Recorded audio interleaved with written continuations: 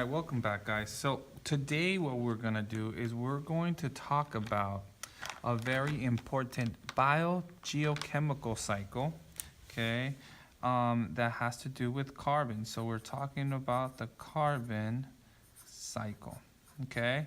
And this is a biogeochemical cycle because it cycles through living and non-living matter, okay?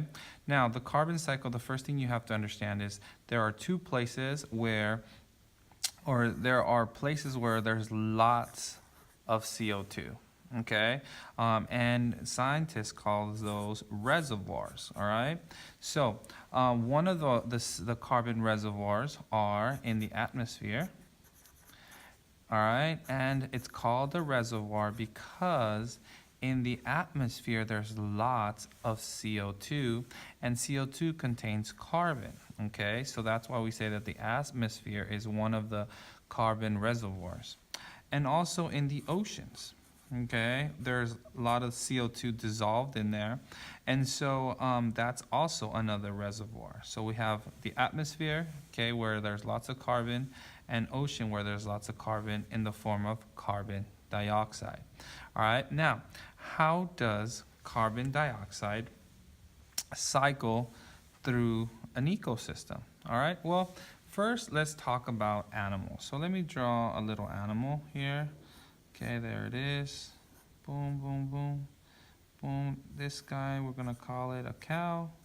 There it is. There's our famous cow that we talked about in class as well. There's a cow, and boom, cow. Give it a tail. There it is. All right, so now, here is our cow.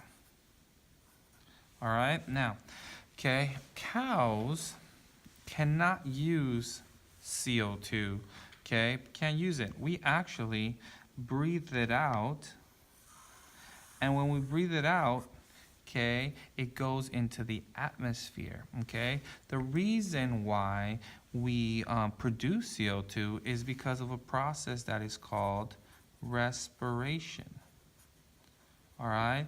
And so if we were able to look at the cells of a cow, okay, let's just say this is a cell of a cow, in our cells, there is this process that takes our glucose and the oxygen we consume, and it produces CO2 and molecules of water, okay?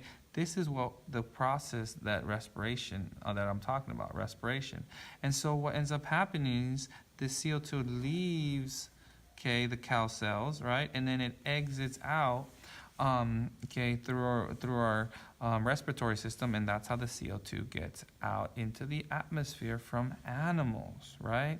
Now, okay, one thing that we need to understand is also that the CO2 is not only produced by us, right, okay, through respiration, but it's also actually consumed, all right, by plants. So here's a plant. All right, here we go. Let's put some nice little leaves on there.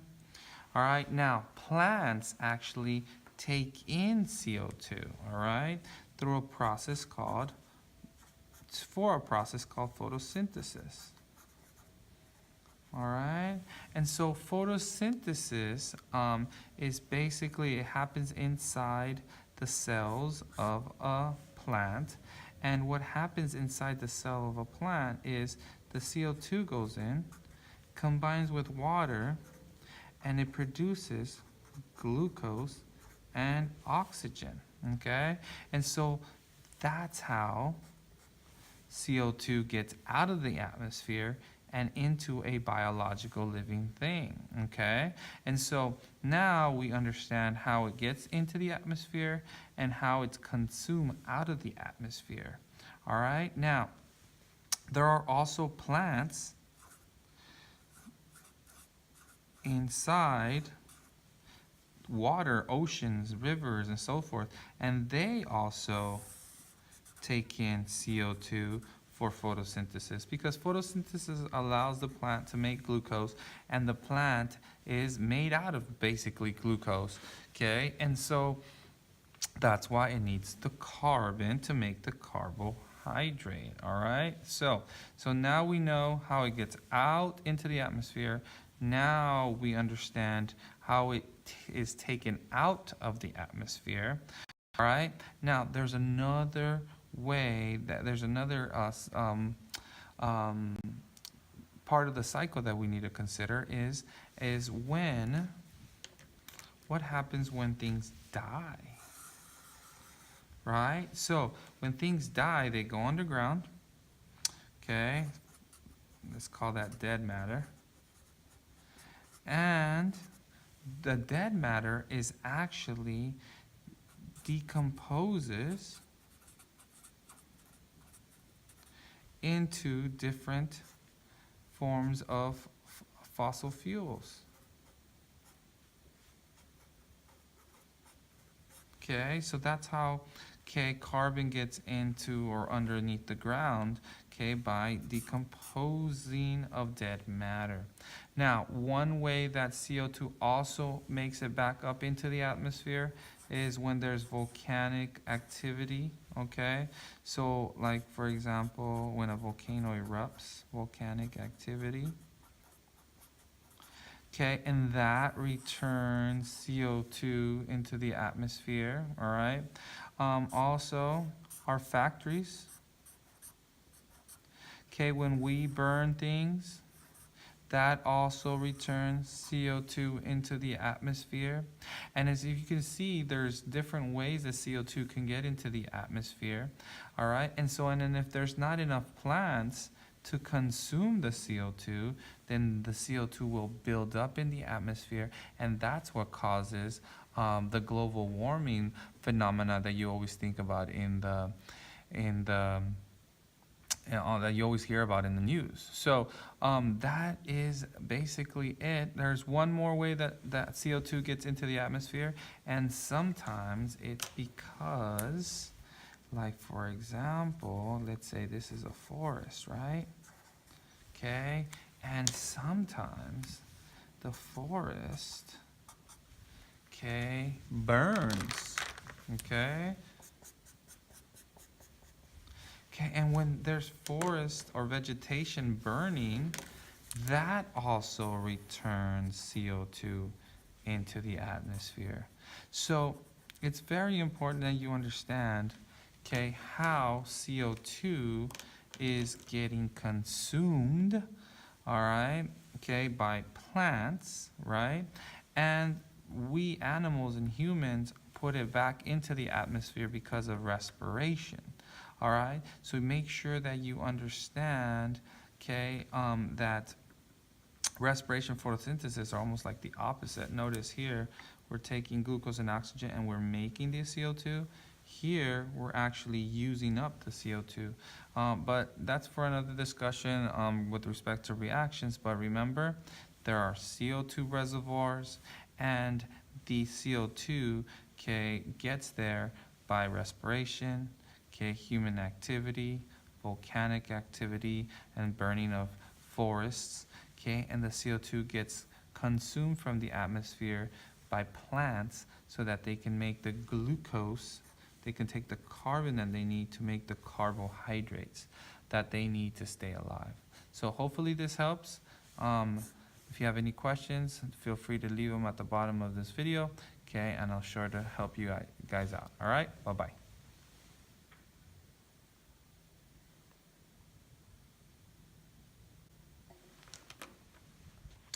All right, welcome back, everybody. So today what we're going to talk about is the nitrogen cycle. All right, and the nitrogen cycle is another biogeological or biogeochemical cycle because it fluctuates through living and non-living things, okay? Now, just like in the carbon cycle, there are nitrogen reservoirs, okay? And so the atmosphere is one reservoir where you're going to find lots of nitrogen in the form of N2.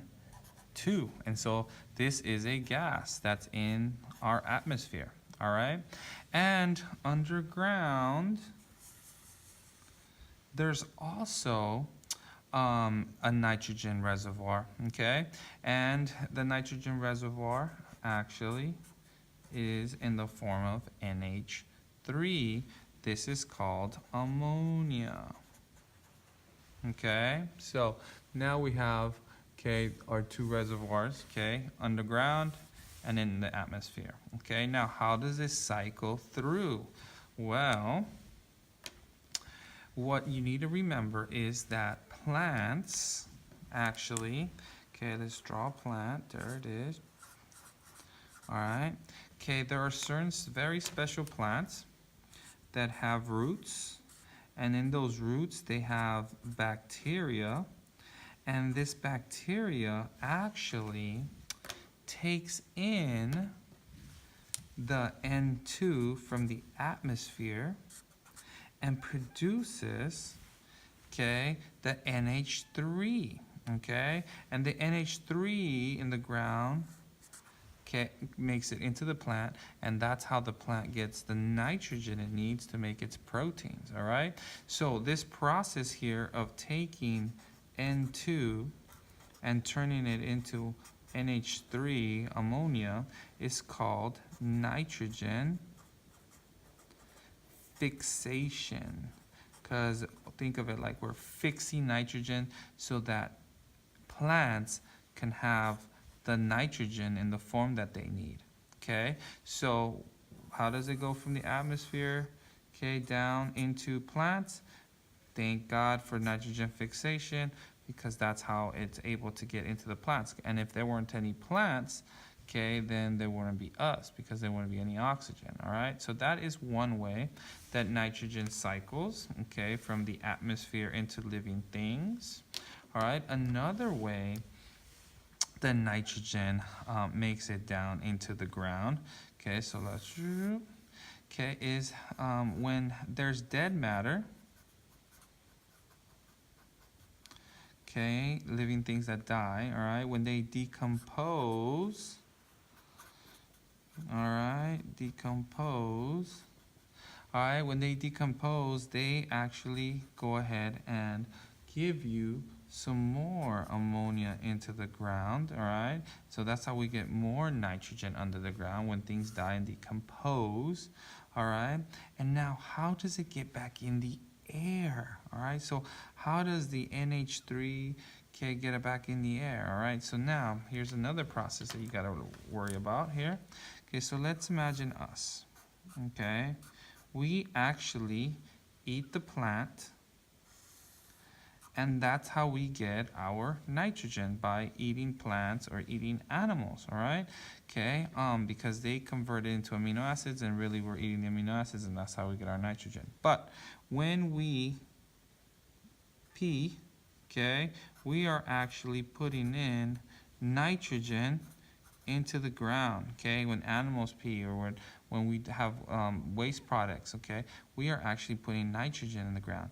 And this nitrogen, okay, is actually converted into N2 by a process called denitrification. Okay, it's the opposite of nitrogen fixation, because it turns these nitrates or nitrites into N2, and so that's how it cycles through from the atmosphere to the ground and back up. So nitrogen fixation allows the atmosphere nitrogen to get underground so plants can take it up. We eat the plants. When we have waste products, okay, we put the nitrogen back in the ground, and then there's these bacteria, okay, that take these forms of nitrogen and turn it back into N2 gas, okay? And so this is how the nitrogen cycles in the biosphere, okay, on Earth. All right, so hopefully this helps. If you need any more help, please feel free to ask me during class, and see you guys next time. Bye-bye.